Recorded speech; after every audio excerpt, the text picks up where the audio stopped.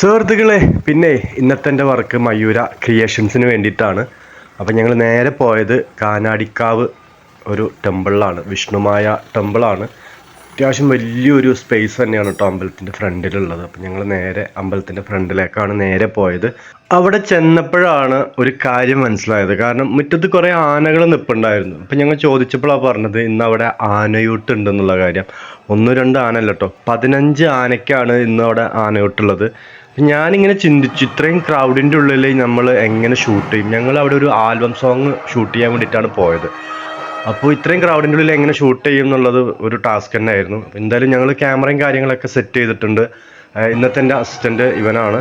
അപ്പോൾ നമ്മൾ ഫുൾ സാധനങ്ങൾ അമ്പലത്തിനകത്ത് കയറ്റിയിട്ടാണ് നമ്മൾ സെറ്റ് ചെയ്യുന്നത് കേട്ടോ. അപ്പോൾ ഇതൊരു വലിയൊരു വിഷ്ണുമായ ടെമ്പിളാണ്, വലിയൊരു ക്ഷേത്രം തന്നെയാണ്. അവിടെ കുറച്ച് രഥങ്ങളും അങ്ങനത്തെ കുറേ സംഭവങ്ങളൊക്കെ ഉണ്ടായിരുന്നു. അതിൻ്റെ ഉള്ളിൽ കാണാൻ ഭയങ്കര പീസ്ഫുള്ളായിട്ടുള്ളൊരു അന്തരീക്ഷമായിരുന്നു. തൊട്ടപ്പുറത്ത് തന്നെ പൂജയും കർമ്മങ്ങളൊക്കെ നടക്കുന്നുണ്ടായിരുന്നു.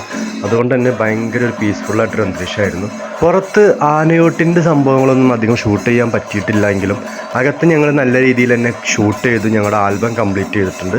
അപ്പോൾ നമുക്ക് വീണ്ടും കാണാം.